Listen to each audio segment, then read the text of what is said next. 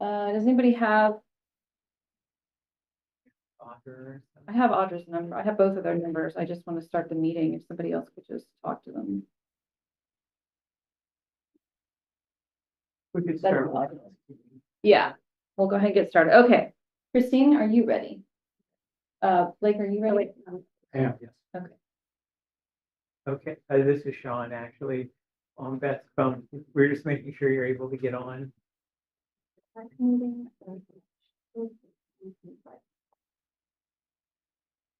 Okay, thank you everyone for Yeah. waiting as we, yes, please Have shut the one door. that- As we navigate some technical difficulties.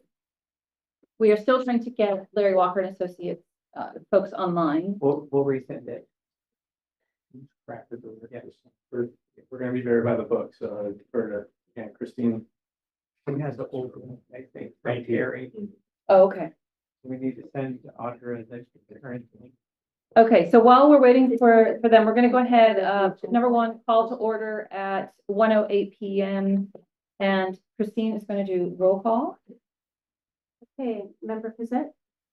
Present. Member Gaskin? Here. Member Roscoe? Is he on? It's not on the tab. He might be an alternate. Yeah, he's an alternate. To the TAC? I don't know. Okay, Keep going. We'll help you. okay, thanks. Member Marcus? Here. Member Scriven? Here. Member Seymour? Present. Member Silva? I haven't seen Javier. Vice Chair White? Here. Chair Solomon? Here. Okay, so I'm going to thank you. Let's do a couple introductions. First of all, I want to introduce our new general manager, Blake Adams, and he works for the city of Ukiah, but the city of Ukiah is taking on the administrative support services for the Ukiah Valley Basin Groundwater Sustainability Agency. And as helping us out today, clerking is Christine Lawler, also very experienced clerk for the city of Ukiah. So we are in good hands, but I will warn you, she is going to keep us compliant with the Brown Act. So she will be giving us some more information about that throughout the meeting. And everybody take note, please. I will not be taking the heat for you. I will let her come directly at you. So let's just do a little more introduction so that Christina Blake get to know everyone. My name is Beth. I am the chair. I am the appointed from the Russian River Flood Control District. Sean White from the city, appointed from the city of Ukiah. We have Adam Gaska, who is our agricultural seat representative. We have Joe Scriven, who is from the Mendocino County Resource Conservation District appointment. We have for the county water agency, Amber Fizette.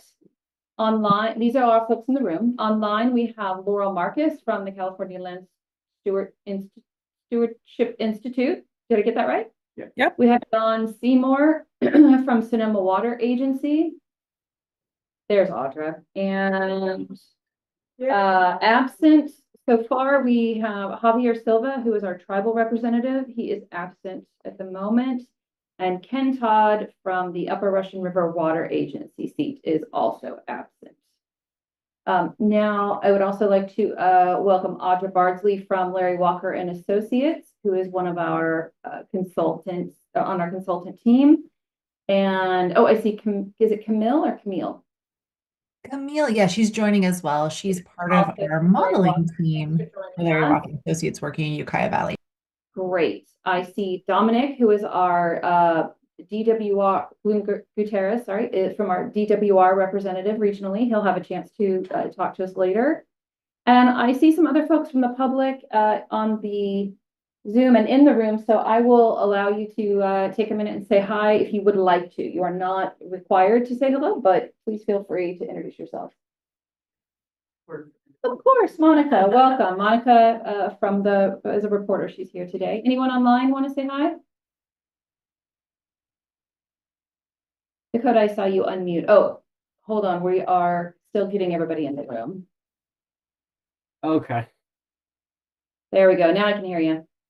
Okay, Dakota Perez. Good afternoon, everyone. Water resource specialist for Pinoleville Nation.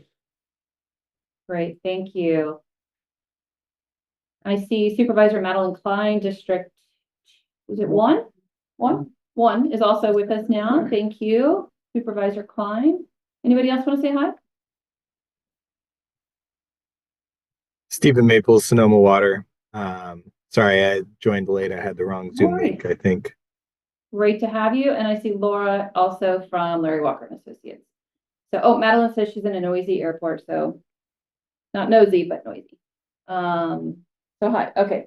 All right. So we've done our informal introductions. We've done our formal roll call. Now we will go to item number 2, audience comments on non-agenda items. Anybody want to have anything to say? Audience members? Any comments? I'm not going to read the whole paragraph. It's on the agenda if you want to know the rules about public comment. Okay, moving on. And you are also welcome to publicly comment on any item. We'll call for public comment at each item. Approval of minutes. Looking for a motion to approve the December 11th, 2024 minutes. I'll move to approve them. Okay, I've got Gasca as 1 and Marcus as 2.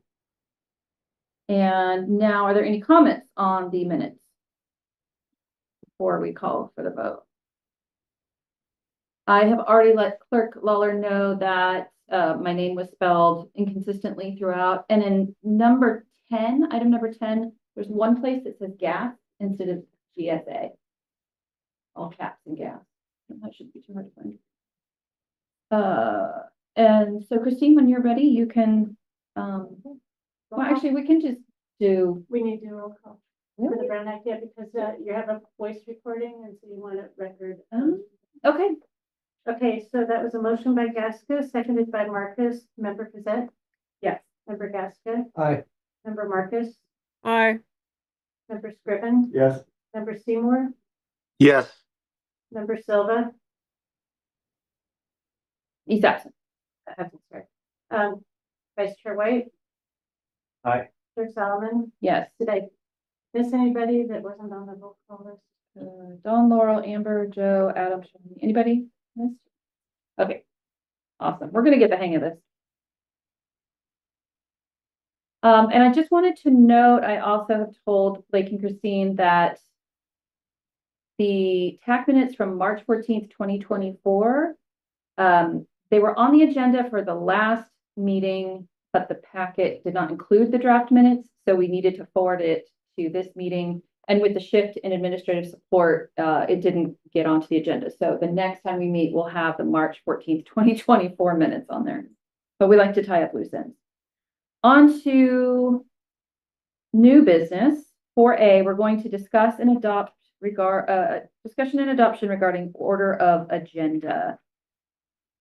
So now that the city of Ukiah is taking over the clerking for the meetings, they're trying to standardize a little bit more about how the setup is. So the TAC agenda and materials were found on the city of Ukiah page. Is that going to continue to be like that? Yes. Will it also be posted on the GSA website? If I have someone to work with on the GSA website, then I can. That is the intent. agendas Okay. and- Yes, in the short term, what we'll do is maintain the GSA website, but then it'll link directly to the city of Ukiah's webpage. So Okay. anybody who lands there will then be redirected to the right information. Okay. And then obviously longer term, we'll take a closer look at the website and what improvements can be made. Okay, great. Thank you. I offered some feedback to Christine, just some notes prior to the meeting, so I didn't bombard her, but I would propose a slight change to the agenda order that was on the materials included in the packet. Number 1, call to order. Number 2, approve the agenda. Number 3, audience comments on non-agenda items. Number 4, what do we say? Just business items. business items, and then each of the topics would be like today, 4A, 4B, 4C. Number 5 would be partner updates. 6 would be the consent calendar, and 7 would be future agenda items, and 8 adjournment.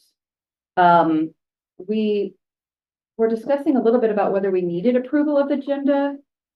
By Brown Act, we don't, but according to our district's attorney, if we are adhering to the Roberts Rules of Order, then that does include that, but it's not necessarily required.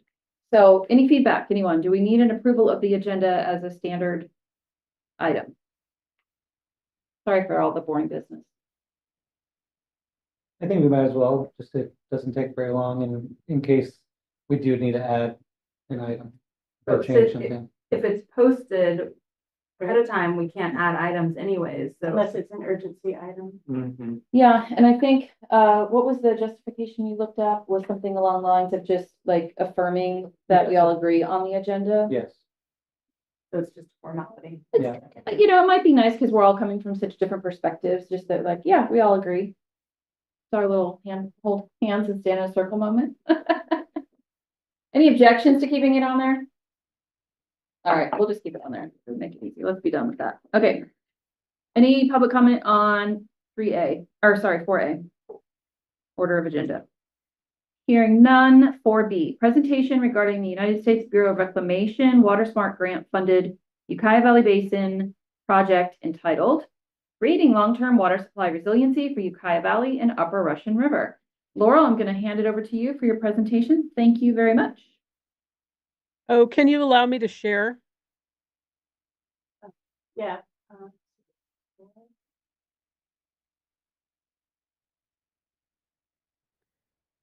few of you have seen this already. If you were on the steering committee, I cut it down a little bit. Okay, I think you can share now. Okay, let's see. There we go. Okay, can everybody see that? We can see that you're sharing, but we're not seeing the actual image. There it is. There it is. Yep. Okay. Both Laura and Audra can add to this as we're moving forward. First off, I want to introduce Chelsea Jimenez, who's on the call. She is the project manager for CLSI on this project. So she maybe could come off of and show her face for a second, just so everybody knows who she is. Hi, everyone. Nice to meet you. She will be working on this along with me. So we received this grant a while ago. This was submitted with the GSA's endorsement and a support letter and support letters from all of you. And we're working closely with the city of Ukiah. Let's see if I can get there we go. So a little overview. This grant has 4 major outcomes. It partially funds a new well for the city of Ukiah during the curtailments when the city had to use all groundwater. They had to run their wells constantly and were concerned that a mechanical problem could cause great problems with the drinking water supply. So this would be a backup well that would solve this issue. They are also providing all the matching funds for the grant. Installation of continuous monitoring recorders in 3 wells. That's all done. And it funds a study of the interaction of groundwater use with surface water flows in the Russian River. This is providing for the modeling and data collection to demonstrate relationships between groundwater in terms of the basin, pumping rates, climate conditions, and flow levels in the Russian River. We've never addressed any of this in relationship to flow levels in the river. And then the creation of an online decision support tool to improve information available to growers and water districts and improve water management decisions. This only includes the area of the Russian River that is from Lake Mendocino to the Hopland Gauge. And we completed a topographic survey of that area.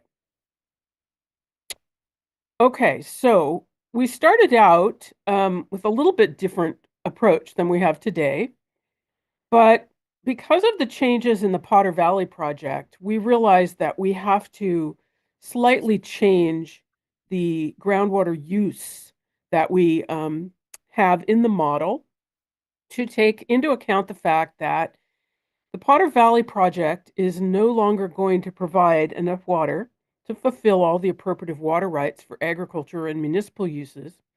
And likely that's going to greatly increase the use of groundwater and, of course, Russian River flood controlled storm water. and therefore we need to consider both surface water and groundwater use in the project. So for this interim period, nobody exactly knows how this is going to go, but from now until 2035, about a 10-year period, or it could be shorter, there will be a reduction in PVP flows to very low amounts, and then eventually elimination. So we don't really know, and this is dry season. We know we're going to have future climate conditions that include prolonged drought and intensified rainfall. So we want to consider some conjunctive use options and strategies like off-stream storage ponds filled by wintertime, PVP transfers if that's possible, and possibly varying pumping rates during the dry season so that we don't have this major effect of drying up the river. So the model considers current and future management conditions that will impact water use in the project area. We're incorporating data from the State Water Board, all their water use reporting, and this was developed really for the water sharing program, and we have a priority of right list. I'm going to show you these things. The Russian River Flood Control District water use reporting, all the municipalities' water use reporting, State Water Rights Database, Water Demand Management Program, frost protection reporting, water reporting. And then we're working really closely with the Farm Bureau to develop an agricultural pond project. Talk about that in a minute. And then, of course, the Potter Valley Project draft final license surrender application and many other documents from that process. So I'm just going to quickly go through some of the things that the inputs we'll be using in the model. So for reported agricultural water diversions, and again, this is just on the main stem of the river. We're not taking into account the tributaries. So if we look at what's appropriative, what's contract, what's other, which is an insignificant category, and what's riparian, these are the numbers that have been reported over 2017, 2018, 2019. That includes a wet, dry, normal period. These are the same numbers that we used for the water sharing program. So we're trying to use the same numbers in everything that we're doing so that we don't end up with a bunch of, non-comparable outcomes. For the municipal water diversions, we have reported information for these various municipal water providers, but no stored water was included in this. So no Redwood Valley water. Now, just to give you a little feeling for what the curtailment process is like that goes through the water sharing program, in the model, we'll have different levels of curtailment. No curtailment, 50%, 100%. And the way that the volume of water gets removed from use is by the priority of right. So that means that if you go to the bottom of the table, you see pre-1914, pre-1949. It starts from there and progresses up. So the people with the oldest rights have the greatest right to that water. The people with the junior rights have the least right to the water. And so that's how we'll put the numbers into the model. Riparian rights, we're assuming that those are going to be removed from use sometime between April and July, depending on the climate year. So a very dry year, or if there's 2 years in a row that are dry, we would probably not have much in the way of riparian rights. But the curtailments will mostly focus on the appropriative rights. Then we have this new project that's supposed to replace the PVP, but it's only going to divert water during winter and maybe high flows in spring. So in order to make use of that, the agricultural community will have to have a storage pond in order to fill the storage pond when there's water available.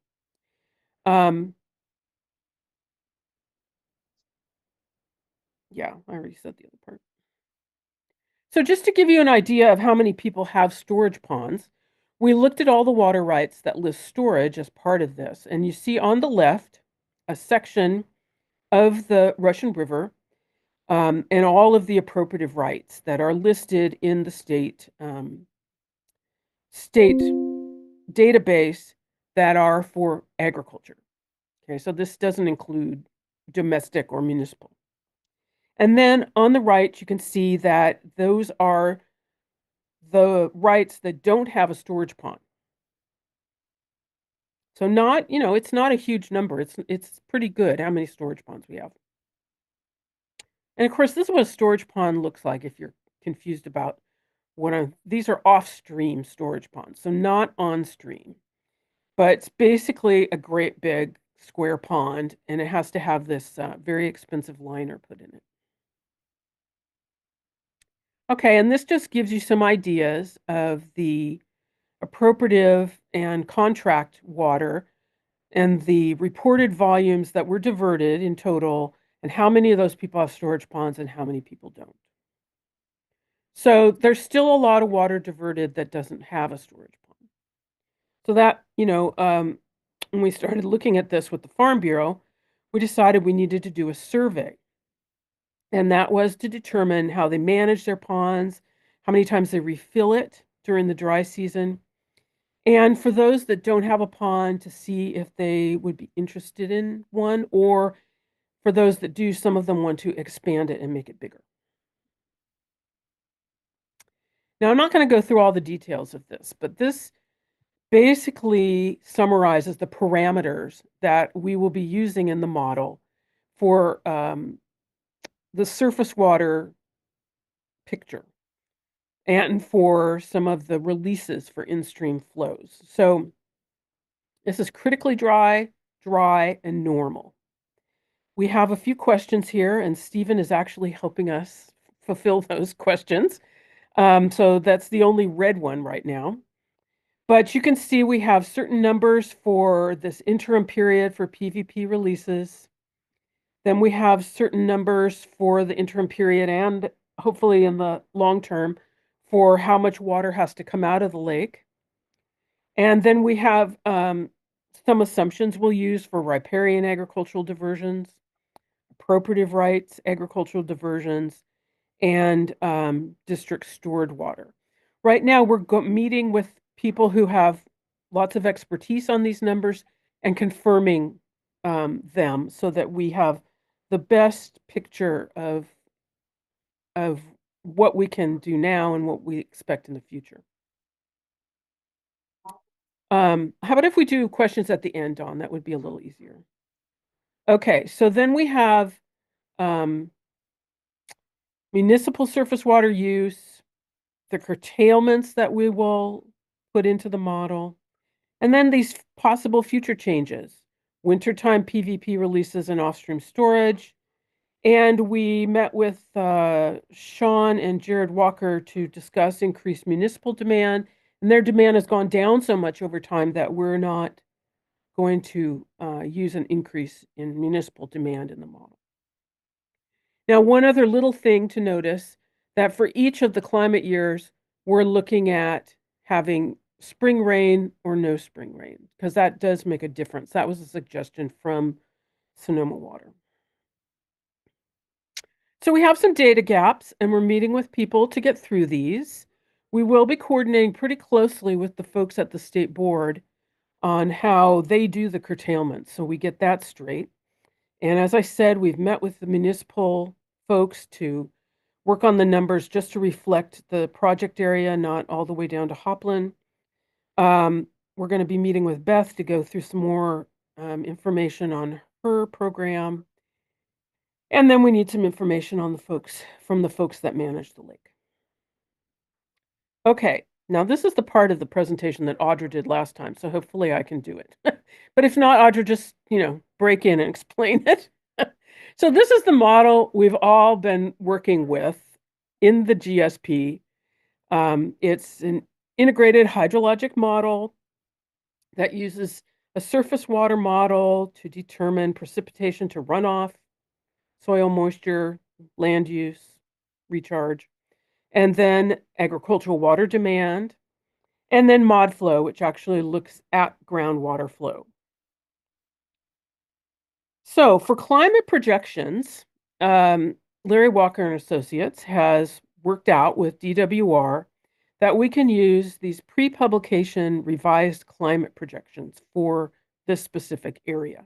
So that'll give us the most up-to-date information to put in on, future climate conditions. Now, some of the things that will likely change because of changing climate would be changes to computed agricultural water demand, ET, precipitation, need for heat or frost protection, changes to natural water availability, groundwater recharge, stream flow generation. Now, the management actions that will also likely be made as a result of climate change will be implementation of curtailments. We've already seen that. Conservation, we've already seen that.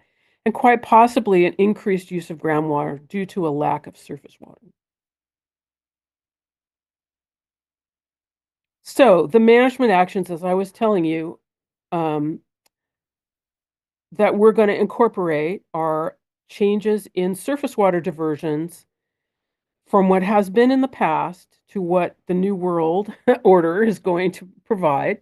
And this would be natural flow availability, changes in transfers. So, the amount of water coming through that tunnel is going to greatly decrease, already has.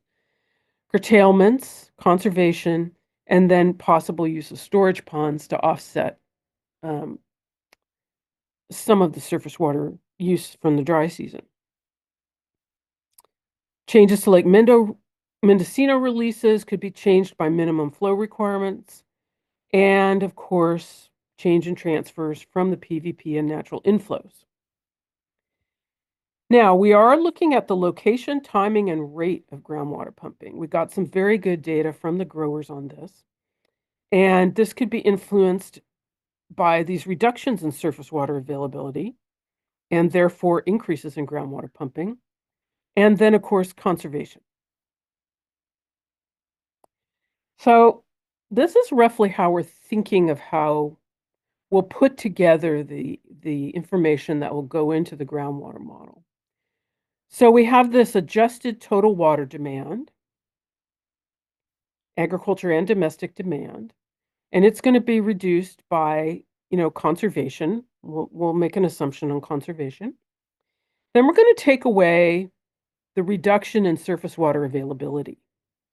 So this would be based on the water year type, spring rain occurs or not, the PVP water being diminished or gone, and curtailments of those water rights. And then we're going to assume that what was not available from surface water will be made up in groundwater pumping. So this would be this difference between adjusted demand and surface water availability. So we hopefully will have, for the different climate years, a pretty good notion of how the system could change over time. And of course, we do have to make some assumptions about the amount of agricultural irrigation that will continue. And we haven't really talked about that one yet, whether we think the same irrigated acreage will be occurring in the future as occurs now. But there might be some discussion on that with some of the farmers. So here's a couple of scenario examples. One's a dry year with spring rain, and this is all during the interim period. And one is a dry year with no spring rain. So we've assumed an interim PVP flow of 20 CFS. We have an in-stream flow release of 75. 50% of the riparian rights are used, but would probably stop in June or July. 50% of the appropriative rights are used. All the Russian River flood control rights are used. 50% of the appropriative rights are curtailed. So we have 25 to 75% conservation on all rights, senior to junior. This is a feature of the water sharing program, that in order to be in it, you had to commit to a certain level of conservation. And then groundwater makes up the rest of the demand. And so with no spring rain, there's a slight difference that we've made in the assumed numbers, like no riparian rights, because there wouldn't really be that much water. And a little bit of difference in the appropriative rights used and curtailed. So this would likely result in a greater reliance on groundwater pumping, and we'll be able to look at that over the length of the river.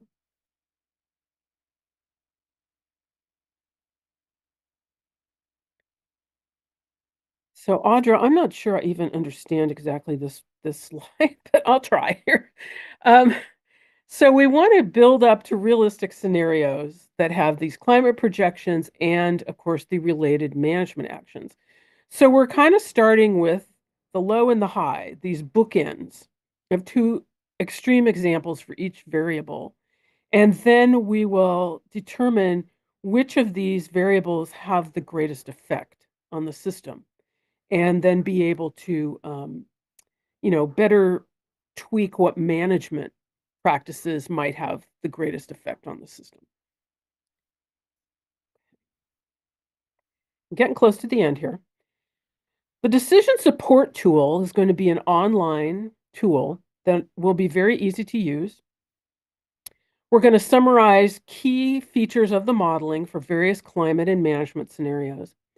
And then we're hoping to make this really useful on a daily basis or weekly basis, something like that, of real-time streamflow data. So from the USGS gauges, groundwater levels from several wells where we get the landowner to allow the well to be displayed, rainfall totals and other data, and with those recommended water management actions related to each type of water right.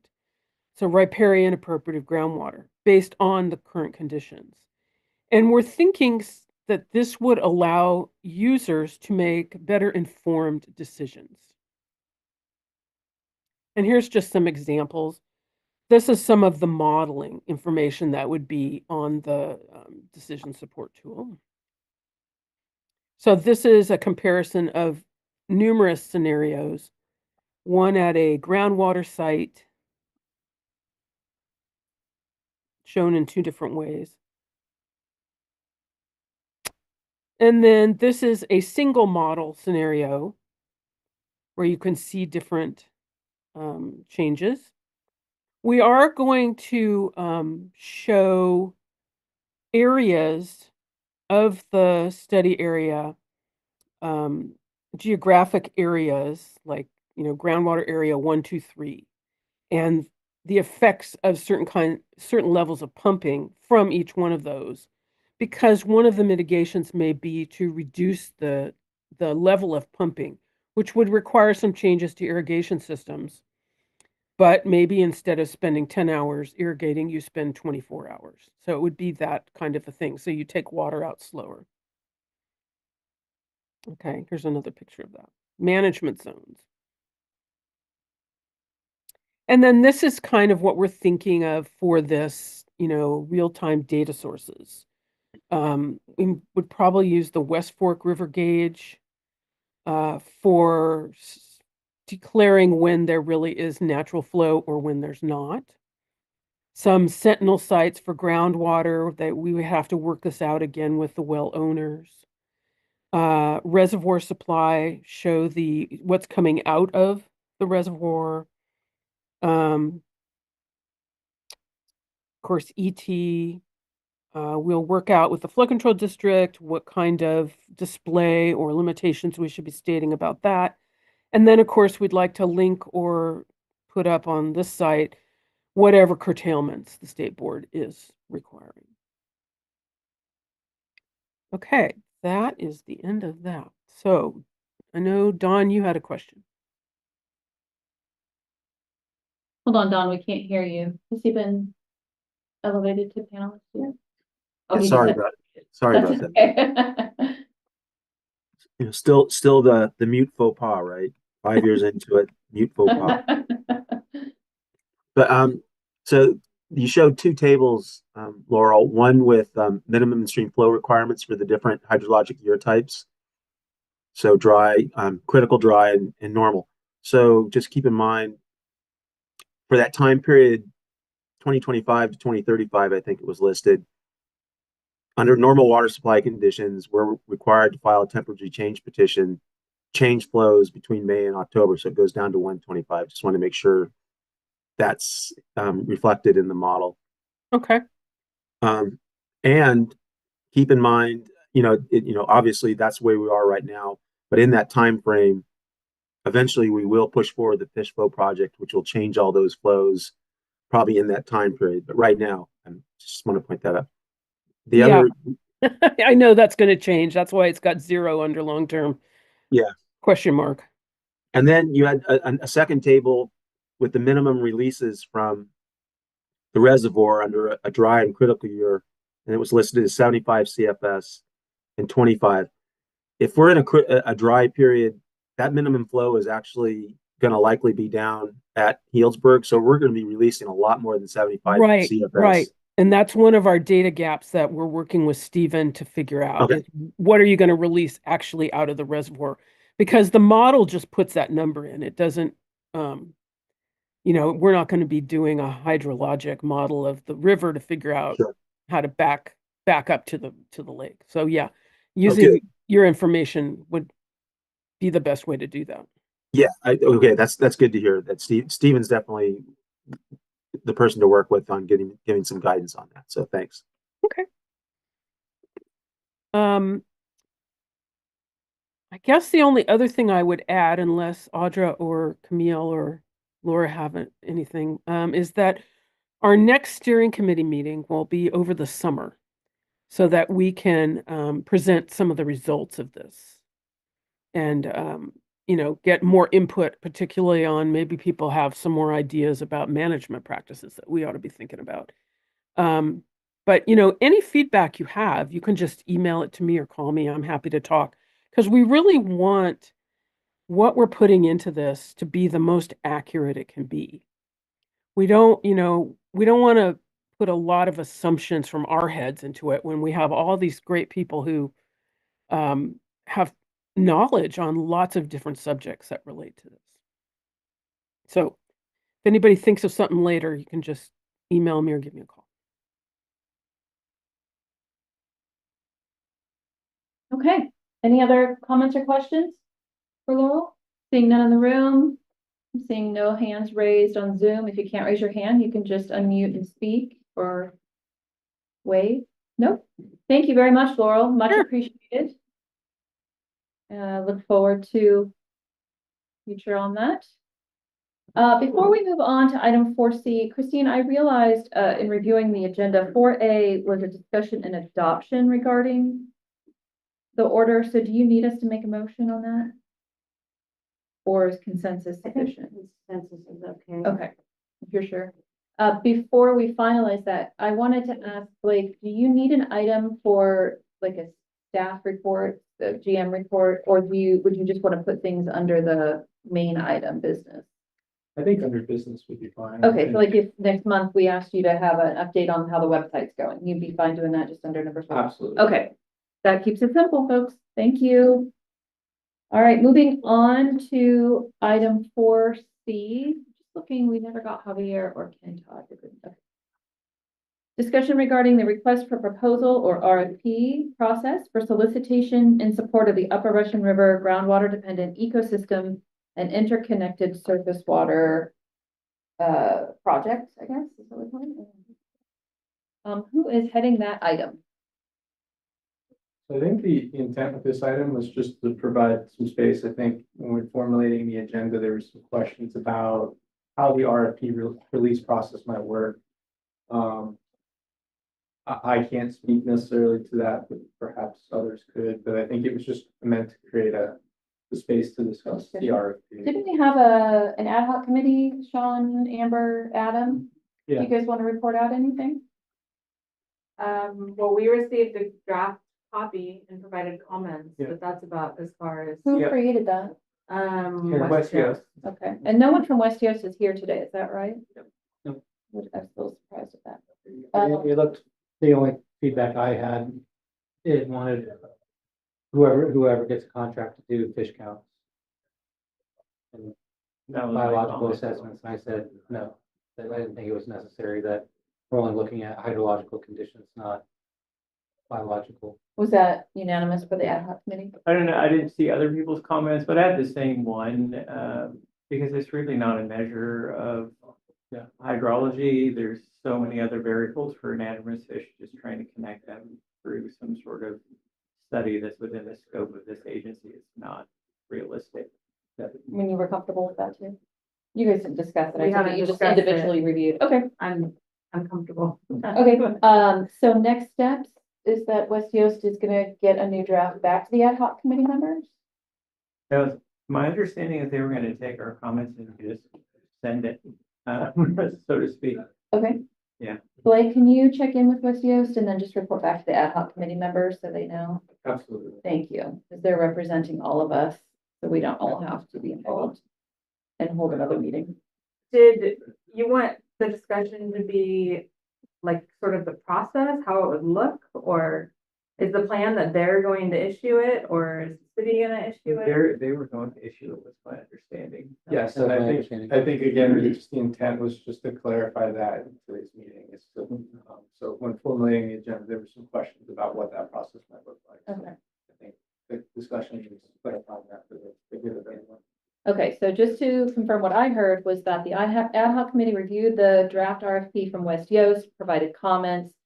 West Yost was going to incorporate those comments, and it's believed they were going to issue the RFP. Blake will confirm that with West Yost and report back to the ad hoc committee members, who will advise him further if there's any other hiccups. And then West Yost will continue the RFP process, meaning they will receive the proposals, and that will bump up to the board, right, to review proposals. So did the board set up an ad hoc committee? Do you remember? I don't think No, Or that do- I recall. I always recommend when there's an RFP being issued that they set up a review panel. So maybe that needs to go, it definitely needs to go on the next GSA board meeting agenda. The TAC recommends they form a review panel for the incoming proposals. And folks can start thinking if they want to be on that. Laura? Yeah, just quickly, we were reviewing yesterday the timing of this grant. So it has to be done by March 2028. But some of the work that will happen with the grant can really help with the submission of the GSP evaluation in January 2027. So not that I want to put pressure, but maybe I think it's something to consider, because if it took so long just to get to the point of maybe having an RFP, it might easily be another 6 months from now, but then the project is shrinked into slightly just a little more than 2 years. So Laura says, get on it. I I did it in a nice way, Beth. I got the feeling that they were going to be releasing it soon. Okay, great. This So, was, I have an email from almost 3 weeks ago saying, are you good with us publishing? So it sounded like they were like, Right. gonna do it. Mhm. So maybe it's already out there. I don't know. There were great. some I'll just add for context, there were some back and forth within the last couple of days for some additional comments. I can't remember exactly who, but we'll make that point clear that it should go out as quickly as it can. Yeah. great. Thank you. Yeah, and I think a comprehensive update for the board at their next meeting would be good. Did someone else? But you, And Laura? do you know what is it going to published on the city website, or be published on the city website or the GSA? The Do you know GSA the will process? publish on the city's website. Okay. Blake, why don't you add that to your coordination with the ad hoc committee, just to make sure it's everywhere it needs to be. Amber is a great resource because she's been helping with the administration for years now, so she can help make sure to tie up all loose ends with websites and stuff like I'll that. make sure there's a link on the different various pages. Yeah, thank you. Great. Okay, any other comments for the RFP for the interconnected surface water study? Okay. Thank you, everyone, on that one. Now we're moving on to unfinished business. The annual report on water year 2024 of the Ukiah Valley Basin Annual Report and update on well monitoring study, and that will be Larry Walker and Associates. All Christine, if you could just allow her to share. Thank you. All Could you right. just check if everybody's in, like there's no one in the waiting room or anyone waiting for? Perfect, thank you. With all the confusion, I just wanted to make sure we had it. This says 15 and there's 14 on. Perfect. Thank you. Okay, take it away. Okay, thank you so much, Beth. Hello, good afternoon, everybody. My name is Audra Bardsley. As you heard, I'm part of the team at Larry Walker Associates providing technical support to the GSA, going to report out today on the annual report process and some of the key findings that we put together for the water year 2024 report. Thank you so much to everyone who's provided comments. We did send out a draft for review to TAC members. So again, very much appreciate that. It's keeping us nicely on track. So again, just to give a reminder for what we're doing when we're putting together this GSP annual report, we're going to give you a quick overview. So this is going to be the fourth report that the GSA has prepared and submitted. It's going to be due by April 1st of this year. It's due every year by April 1st. This year, we're covering the time period between October 2023 and then the end of September 2024. So what are the kinds of things that we're including in these reports? We're trying to take a look at the GSA's progress. So looking at what the GSA has done for implementing the GSP project management actions. So we'll talk about the fact later that the GSA has started a well inventory phase 1. That's an important PMA that was identified in the GSP. Other actions like the GSA has acquired the CDFW grant. So the GSA is making good progress on that front. We're also importantly, taking a look at the key sustainability indicators for the basin, taking a look at reported information, info from the monitoring networks, and taking a look at how we're doing relative to the criteria that are identified in the GSP. Then again, a huge thanks to all the agency folks that we've been reaching out to who provide data to us, City of Ukiah, Russian River Flood Control, Willow County Water District, and their affiliated smaller water retailers. They all provide information that we tabulate and report out on as well in the annual report. All right, so again, we'll talk a bit about these. These are identified by the Sustainable Groundwater Management Act as important indicators of sustainability, and we'll take a look at which ones tend to be more important for Ukiah and how we're doing. All right, and again, like I mentioned, we need to collect data each and every year in order to prepare the annual report. And again, this information is also going to be important as we're taking a look forward at the 2027 periodic evaluation that Laura mentioned, where we're going to be taking a look at updates to the GSP and providing responses to DWR comments and updates on our progress. All right, so the different ways that we collect information, as I sort of hinted at, are that we have different monitoring networks. So we look at groundwater level, interconnected surface water depletion, as sort of estimated by groundwater level. We're looking also at water quality. We're getting information from other public agencies. Again, the different partners of the GSA and member agencies, those have been very, very helpful. We always appreciate the coordination that is required in order to get all that information centralized and summarized. And then also some information we don't have great direct measurements. Perhaps the kind of most critical of these is the agricultural water demand. Laurel mentioned the fact that we have this IDC model, and that's a model from DWR that helps us based on things like crop area and different climate factors, get a sense for what the total ag demand we think is in the basin for a given year under certain conditions. All right, and then we also do an estimated change in aquifer storage based on those observations we make at the various groundwater monitoring locations. Okay, so in terms of kind of the timeline associated with developing and preparing the annual report, we're really starting at the end of 2024 to pull together data, reach out to folks and different agencies to obtain that data. We start going through a QA, QC process, update the figures and text. So we've done all of that. As I mentioned again, we handed over a draft copy of the report to TAC members and GSA staff a couple of weeks ago, February 24.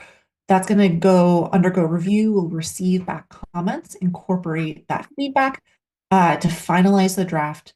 And then we're going to go ahead and submit that hopefully ahead of April 1st so that we can take care of that requirement. Okay. So to give you a sense of what we'll talk about today, we're not going to go through every component of the annual report. Like I mentioned, there is a lot of important information surrounding project management actions, the ways that the GSA has been responding to some of the recommended corrective actions from DWR in our approval letter. But today we're going to focus on what did things look like in terms of water year 2024 precipitation conditions, and then also going through a few of the key indicators for the Ukiah Valley Basin. We'll talk about that more in coming slides.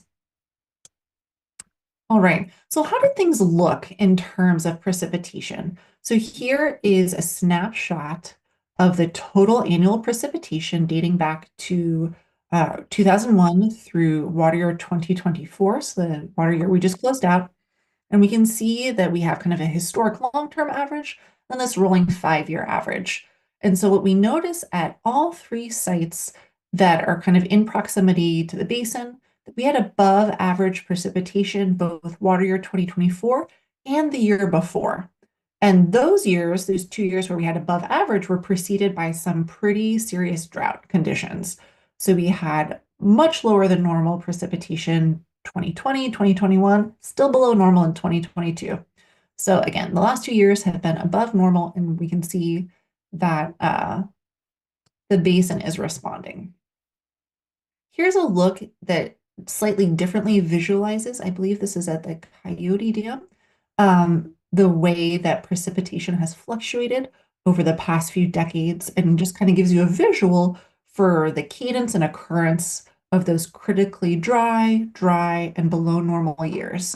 So you can see that we did, like I was mentioning, have a series of pretty dry years around 2020, but we have since had some sort of above normal precipitation in the basin. All right.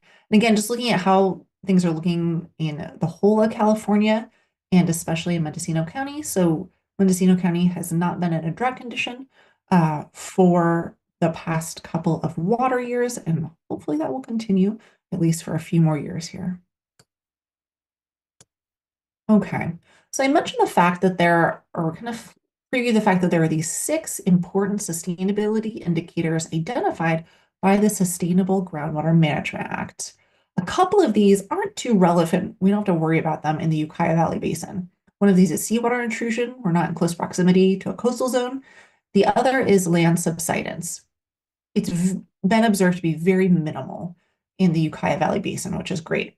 So the 3 that we'll talk about today that really link up to our monitoring networks are groundwater elevation, see how we're doing at our representative monitoring points, the interconnected surface water depletion, which again right now is really assessed using groundwater elevation at select locations, and then also groundwater quality.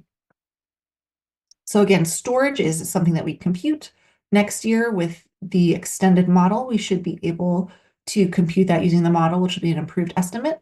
But this year, we're going to focus on those 3 kind of monitoring network-driven sustainability indicators.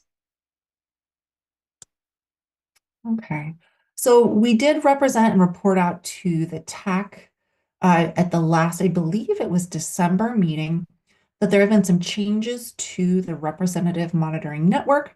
But I just wanted to remind you all what the network is comprised of. For water year 2024, we had 7 representative monitoring points.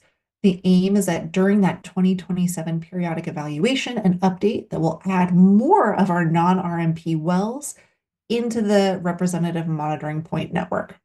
RMP wells have specific sustainable management criteria identified for them and sort of designating what the different goals are in order to hopefully achieve longer-term sustainability. So we'll see some more about that in the coming slides. But this map is representing kind of our full active network. So these are sites that are monitored by so Mendocino RCD, and then also by DWR. Some data is shared by CLSI. And so this is kind of sort of covering all of those different wells and avenues for acquiring data. You also see that some of these sites have sensors and telemetry, installed. All right, and just again, want to highlight that we did lose access to one of the DWR wells that is part of our representative monitoring point network. Again, we reported out on this last December. For that location, the last field measurement was obtained in late August 2024. So we've opted to just include this as our site for the water year 2024 annual report. And then next year, we are subbing in this location, Ukiah Valley 27. This is a site that had been monitored previously, 2015 to 2021. Is quite close proximity and similar construction to the lost well. So we're hoping this will be a good substitute, and we've installed a sensor at this location, again, to hopefully help collect some high quality data that will assist in developing sustainable management criteria for this particular location.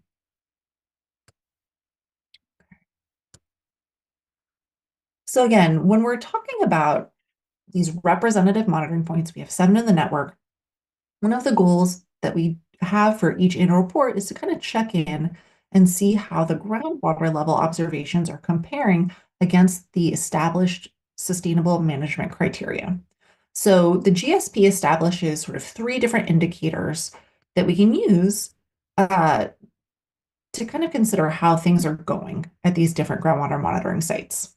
So one of these is the trigger level. So it's not regulatory, but it kind of gives a good sense for how groundwater levels are looking during the spring high. So after there's been the wet season and there's been a good amount of recharge in the basin, are things looking pretty good? If we're below the trigger level, again, you might think, okay, maybe we didn't get quite as much recharge as we might have hoped over the winter season. And then we have the measurable objective, or you might hear me call it the MO. And that's the value where we're comparing the groundwater levels. And if the groundwater levels are above the measurable objective, that's a sign that we think that site's in a good position to meet sustainability goals within the next 20 years. Sort of in contrast to that, we have the minimum threshold. So that's kind of the basement. We don't want to hopefully drop below that minimum threshold. And so again, transient dips below the minimum threshold, or MT, don't indicate that we're in non-compliance as we've defined it in the groundwater sustainability plan, or sorry, that the basin is in non-compliance. But it can sort of be an indicator that the GSA should take notice and sort of investigate further. And we'll talk about the fact that that has spurred, pushed GSA members to look at one site in particular, and that's revealed something that's been happening. We'll talk about that coming up. All right. So again, when we're looking at these different representative monitoring point locations and comparing them against the sustainable management criteria, we want to try to avoid what's been defined as an undesirable result. So in the case of groundwater elevation throughout the basin, that would occur if more than one third of RMP sites fell below their respective minimum thresholds for 2 consecutive years. So that has not happened in the basin, but that's kind of the guidepost that we look to for avoidance of the undesirable result.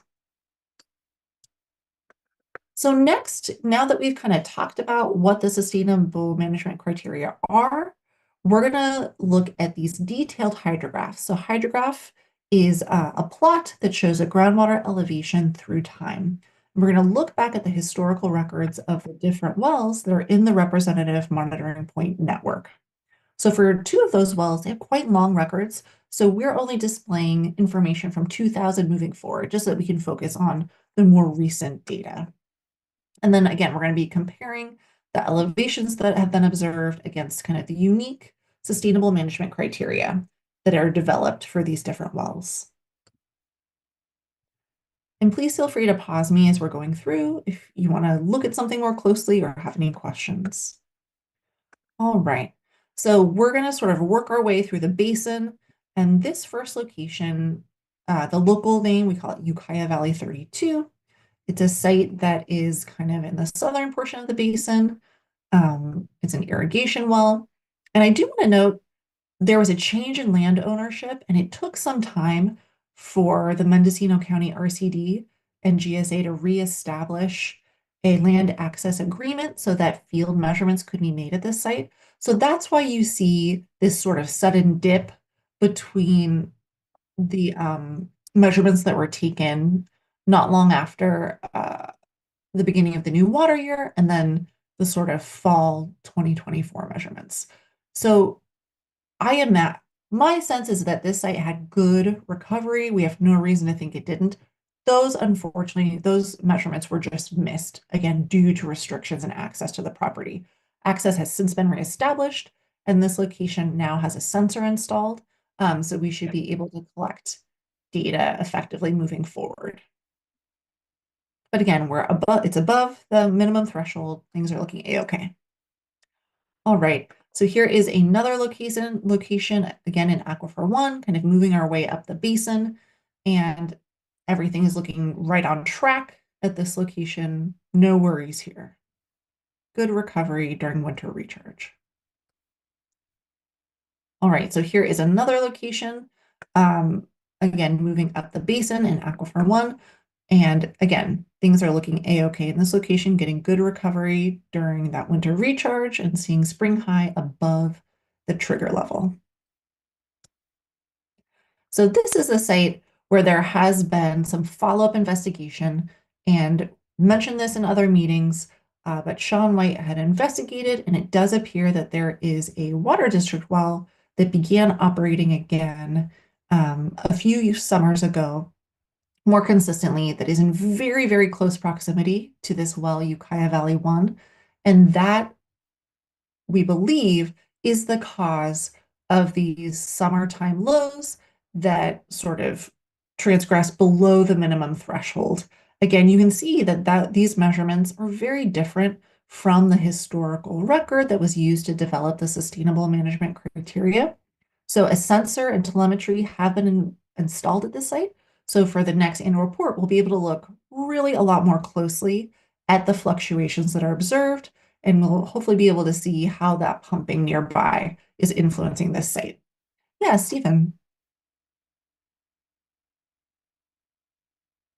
Sorry, trying to hit the mute button.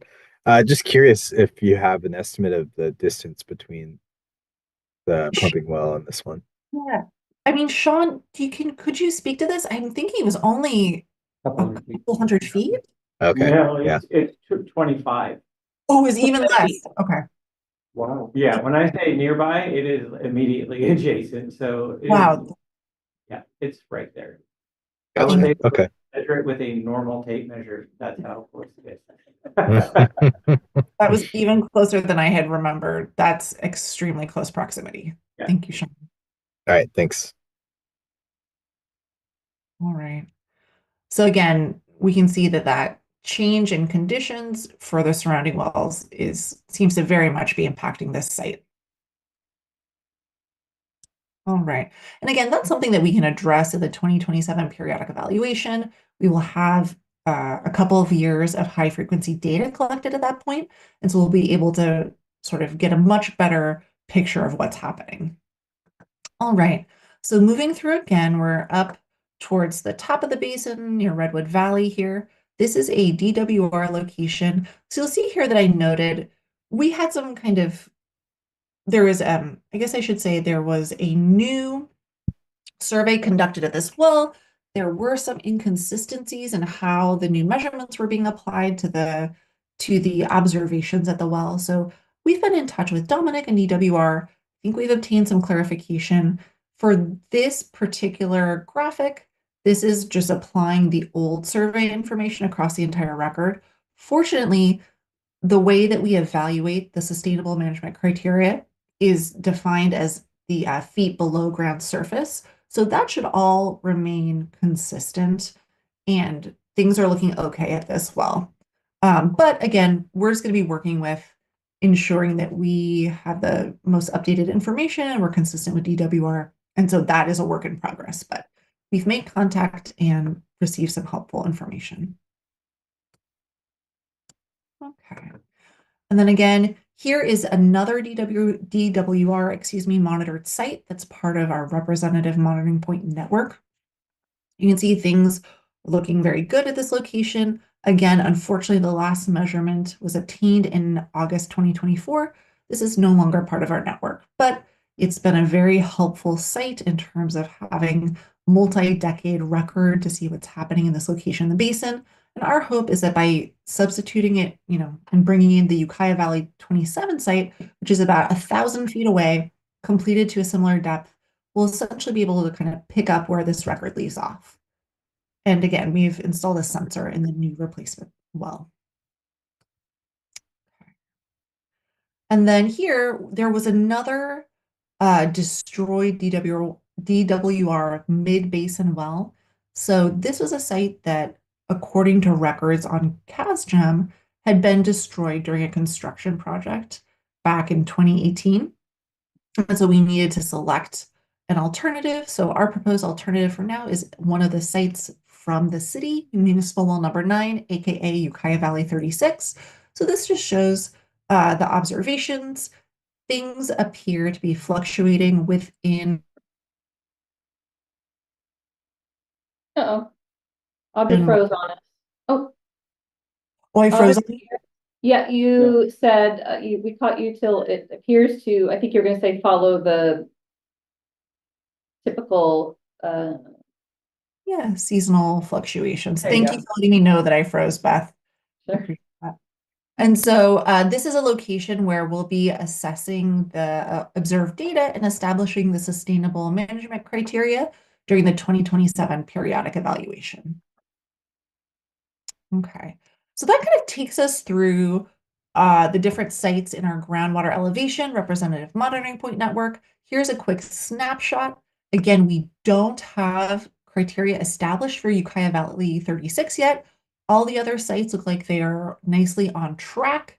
When we check out sort of the fall 2024 conditions, just this Ukiah Valley 1, just like we heard from Sean, there is another municipal well that's begun operating regularly during summer months in very, very close proximity, and that is impacting, as we can see, the water levels at this monitoring well. And again, we do see still good wet season recovery at this site, even though it's getting influenced during the dry season. All right. And again, there has been no undesirable result for water year 2024. So things are on track.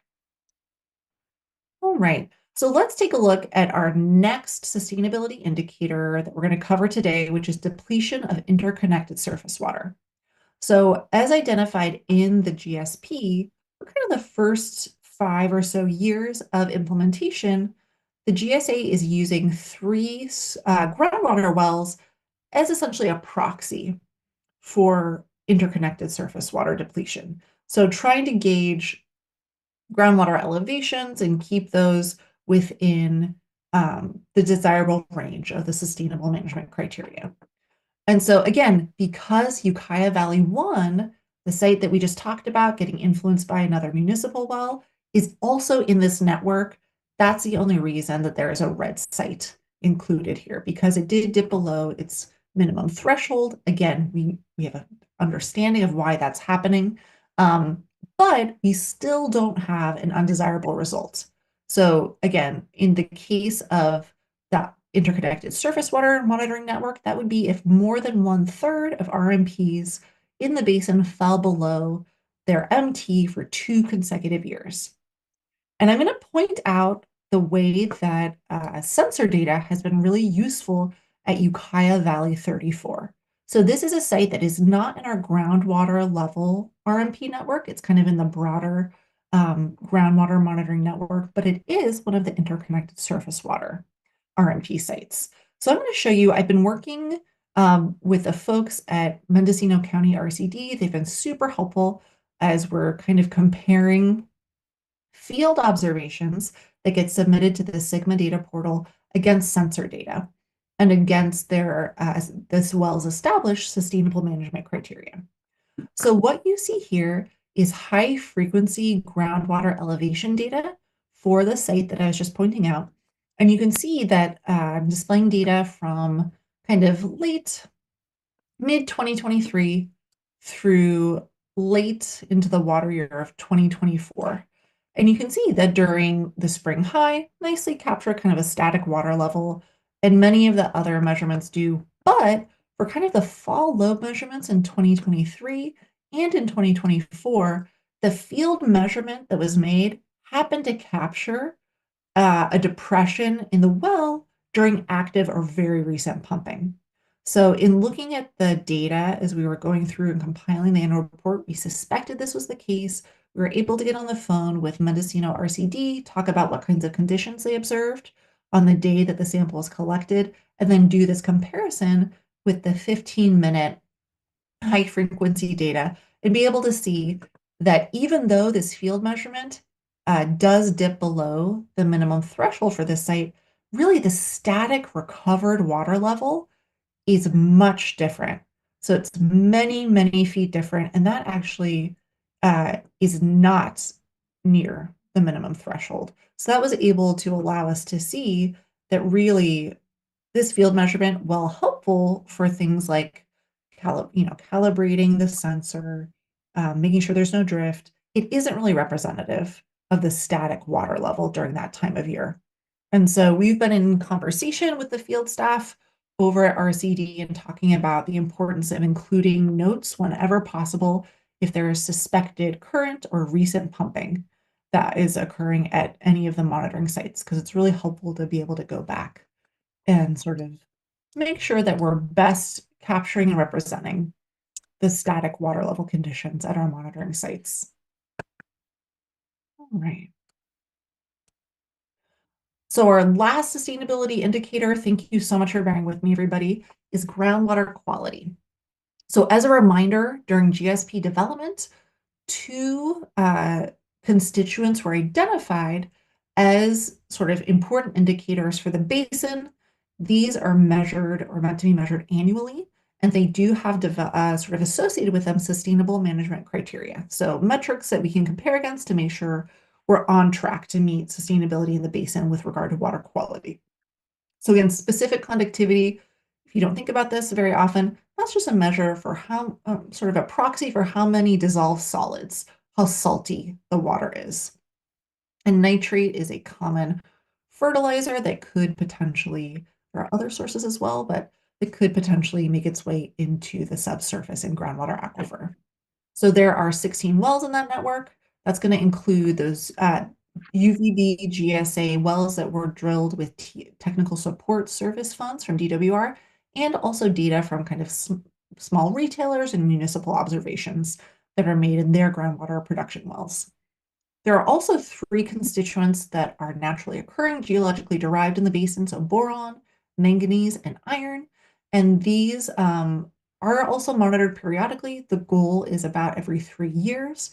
There are not SMCs established. This is more just to kind of keep an eye on how things are looking and to conduct a comparison against the maximum contaminant levels, secondary maximum contaminant levels that are associated with drinking water standards. Okay, so there are a couple fewer wells in that network. Again, we're thinking about the observation wells that were drilled with the TSS funds, and then some of the municipal and small retailers. And again, here, an undesirable result would occur if there were at least 50% or more of the wells exceeding groundwater SMCs. All right. So in looking at this data, we're going to really just highlight these UVB GSA wells that were drilled again with that DWR TSS funding. So you can see that they are in pretty close proximity to the main stem of the river at different locations throughout the basin. So the RCD coordinates water quality sample collection utilizing Blaine Tech as the consultant who actually collects the water samples. They have really good equipment and expertise to be able to do so. So the results that I'll show and that were collected during water year 2024 were collected in December 2023. And then in chatting with RCD staff, the most recent samples were collected in January 2025. So we're covering, making sure we're checking those boxes for both water years. All right, so here's a quick summary focusing on nitrate and specific conductivity, since those are the metrics that we really care about. relative to the sustainable management criteria. So you'll see that there, when you see the A, B, C, this is one well site that's a nested well. So there are multiple screenings, or sorry, wells with different depths to which they are screened, I should say, at this particular location. So at UVB GSA 6, the two shallowest nested wells did have concentrations that were above the minimum, sorry.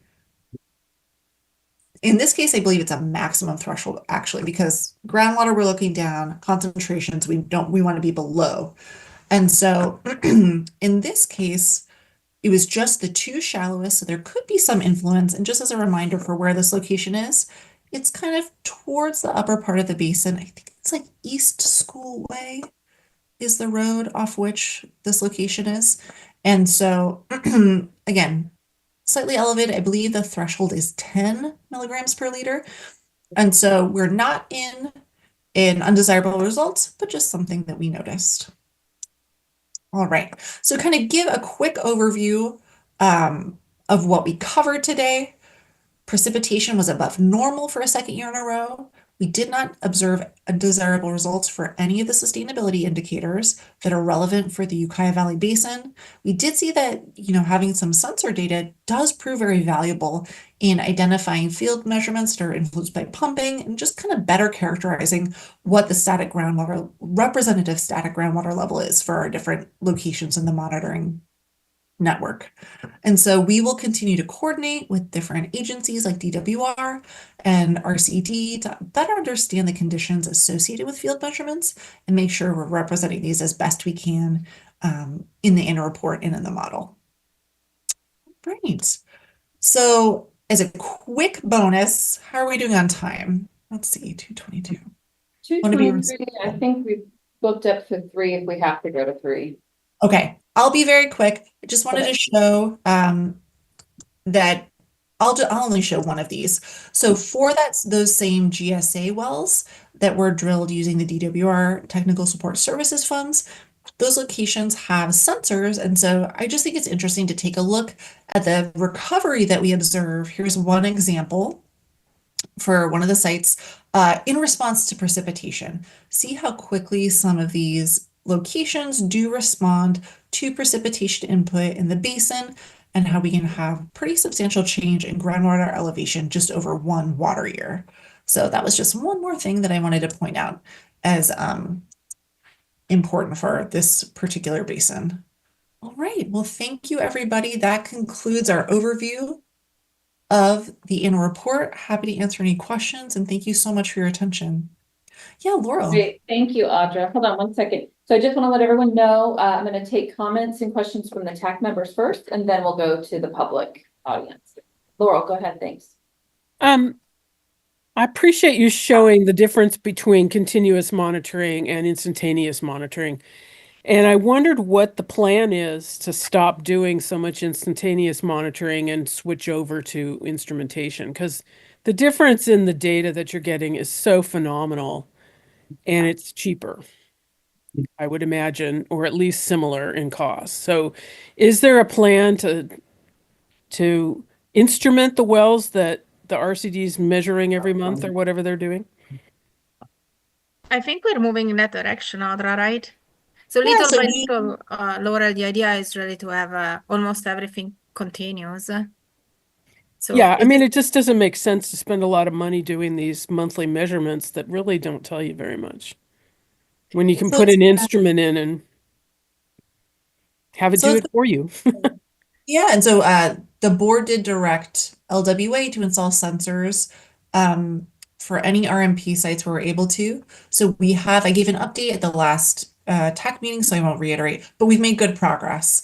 And it is still, so we've also coordinated with RCD to scale back their monitoring at sites where there are sensors. So the focus is to try to capture the spring high and fall low with physical measurements. And then again, that's really helpful for our side to make sure, we can adjust for instrument drift, do some Right. QC. But yeah, so we're definitely actively working towards that. Okay, thank you. Thank you. Great question, Laurel. Any other TAC members? Anyone in the room? John? Yep. Any TAC members online? Okay, not seeing any, and I'll open it up to any public comment from anyone. Anyone? All right, I'm seeing no, oh, Dominic. Hi, Dominic. Come on down. You're probably too young to know what that is. Can you hear me? Yes. Okay, great. Sorry, I was having a bit of issue for a second. Yeah, well, it's a great presentation. I just wanted to make a quick announcement that you'll probably see an email in about 2 weeks or so about not this annual report year, but next year we're going to update our website to include projects and management actions module so that it's just a bit easier for the public to track project and management implementation. And so that's not any additional writing required. It would just be like copying and pasting into like our database. Anywho, it should roll out in the next few weeks so that folks can play around with it and take a look at it. So I just wanted to put that on your radar for the future. Thanks. Isn't that an extension of what we were working on a month or two ago, Audra? Yes, I'm seeing you nod. Okay, yeah. So we talked about that at the last meeting, I think, Dominic was unable to get into the last meeting due to technical difficulties on our part. We had 2 different links. So again, sorry about that, Dominic, and anyone else who wasn't able to attend our meeting last month. But we did talk about that quite in depth. So thanks for bringing that up again. Anyone else? Okay, great. Yeah, thanks. Anyone else for items on the comments on the annual report?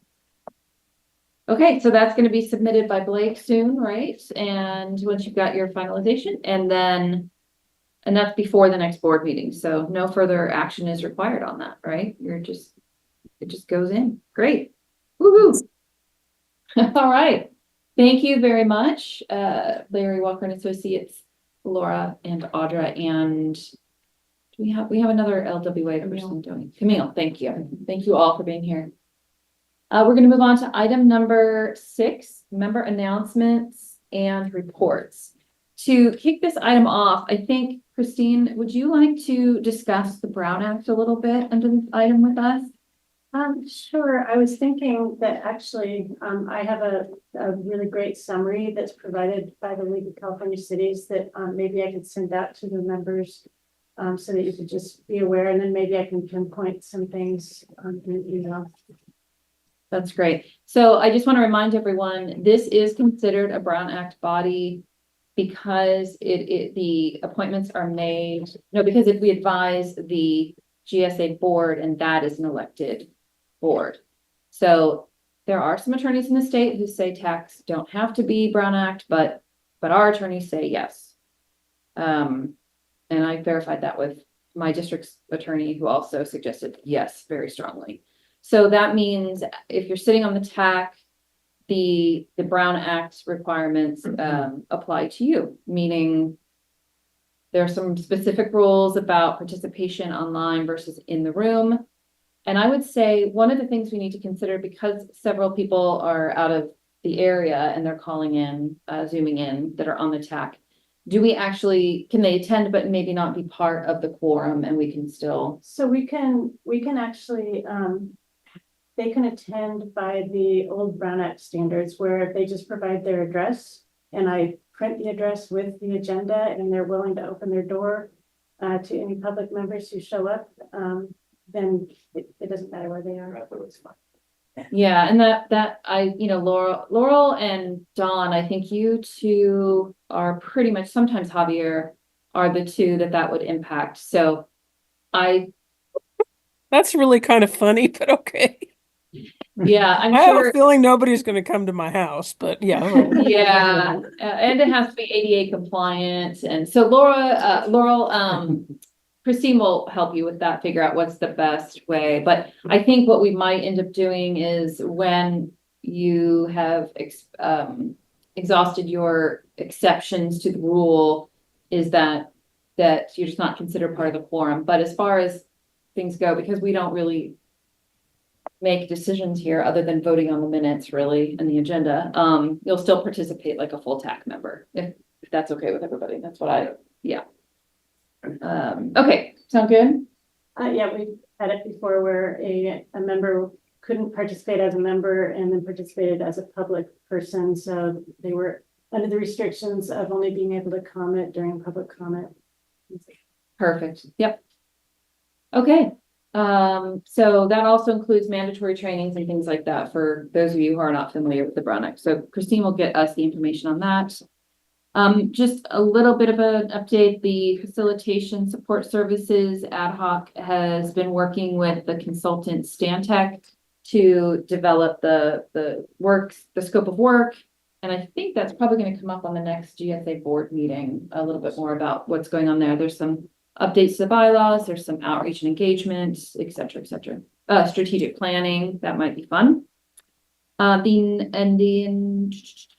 Anybody else have a member announcement or report? So the county is finishing up work on the drought resilience plan, which the final drought task force meeting about it will be on March 26th. And then public review and comment will open for 30 days. And then the final plan will go to the Board of Supervisors on May 20th for adoption. Okay, great. And do you see any correlation between the plan as it's developing and the GSA? Anything we should be aware of? Especially. Okay. Well, I did try to attend that last meeting virtually, but I was late, and then also the video because I kept getting cut out. So maybe you were there. I don't know. You were there. Okay, great. So thanks for that update. Anyone else? Joe? No. Adam? Sean? Laurel, Dawn? Anybody? Okay. Any public comment on member announcements and reports? Oh, hi, Marlena. Thanks for joining us. Do you have any updates on well permitting or anything exciting that relates to the GSA?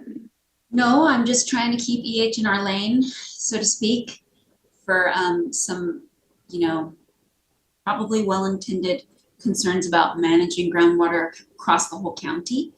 But that was at the board level. We got support not to move forward on a separate ordinance. So that's a positive. And I sat in on the meeting with, for Amber's meeting that she was just referring to, that did bring forward kind of the plan she's talking about. But besides, I think, coordination with you guys in the future, I don't think it really would be something for you guys to, I don't think anything really came up as I. Okay. Well, we'll leave it up to you to let us know when you need something from the technical group here of the GSA. I do know today I talked with William Rice from LWA about a well application that we're soon to receive for a new municipal well for the Redwood Valley County Water District. So that will be coming. I don't have it yet. We've talked. He's working on it. Great. That's awesome for Redwood Valley. Thank you. That reminds me, under member announcements and reports, some of us have talked a little bit about adding a seat to the TAC when we update the bylaws. Adding that seat for the UC Cooperative Extension. Right now, Laura Diaz, is that her last name? Laura Diaz? No. Yeah. Garza, thank you. I think it's Diaz. I think it's hyphenated, but she goes by Garza. Is in that position and very knowledgeable and experienced in ways that I think would benefit the TAC. And I think it's a good fit. So anybody have thoughts about that? Adding a seat? And she's here in town, so that helps boost our in-person quorum. Not why I'm doing it, but anybody have thoughts on that? I would definitely support that as long as she's able and willing. I've already talked to her and she is. Just, it takes a long time for these changes. Okay. So Blake, that's something we can talk about too, as an advisement from a recommendation from the TAC to add a seat. I think the board will have to approve that in the bylaws, or I don't know. We'll figure that out. We'll figure out the admin. Just to clarify, this is adding a new seat. An additional seat. Yeah. So it would bring us up to 10, I think. So I'll work with you offline about that. I guess my only concern is if she ever moves on and they don't fill it or fill it with somebody else, that it would make it more difficult to reach a quorum. But It should I be for the extension and not the person, I think. yeah, but if they didn't have, I mean, hopefully she'll stay around for a long term, but Except we can if, always amend it later. yeah, if the bylaws stated that a quorum determination is based on how many seats are actually filled and not how many are available, then it fixes that. That's a good point. Okay, we might call on you for that, more information on that later. Okay, seeing no other comments on member announcements and reports, item 7, future agenda items and the setting of the next meeting date. I wanted to ask quickly in the room, thank you for bringing printed agendas. Let's just do a tally. Who wants a printed agenda? So that you don't have to make extra copies. So 1, 2, you guys need printed? I usually bring the whole packet. So. Yeah, okay, so only 2 for the members and then whatever you need for the public. Thank you. That way we just save you the effort in the paper. Any other future agenda items anybody wants to discuss at this point? Okay, how about next meeting being held? Where did it go? Was it something? Where did it go? May 7th. May 7th, Wednesday, May 7th. Oh, there it is. It's in tiny writing. May 7th, 2025, same room here, location, and 1 p.m. if that works for everyone. The next GSA board meeting is April 10th. Then we would have our meeting May 7th, and then the next GSA board meeting would be June 12th. So remember, as an advisory committee to the GSA board, we're trying to stagger our meetings a little bit so that we can review items from like Larry Walker and Associates and CLSI and be able to provide any kind of comments and recommendations necessary to the board. Did you say there's board meetings April 10th and June 12th? That's what I found. Mm-hmm. That's confirmed. Okay, good. Okay, so May 7th at 1 p.m. here in conference room. Well, tentatively in conference room B, potentially actually, we may want to talk about moving the meetings, right? That was Center. yeah. So the location to be announced. So if you are planning on coming in person, please be very mindful of watching the agenda. We'll try to make special note when the agenda goes out if it's a different location. Highlight the location. Okay. Anything else that are future end agenda items? Okay, I will entertain a motion to adjourn. Actually, we don't need one. You can just move to No? adjourn. All right, we're adjourned at 2:39 p.m. Thanks, everybody. Thank you, Beth. Thank you. Thanks, everyone. Oh, I was really trying to make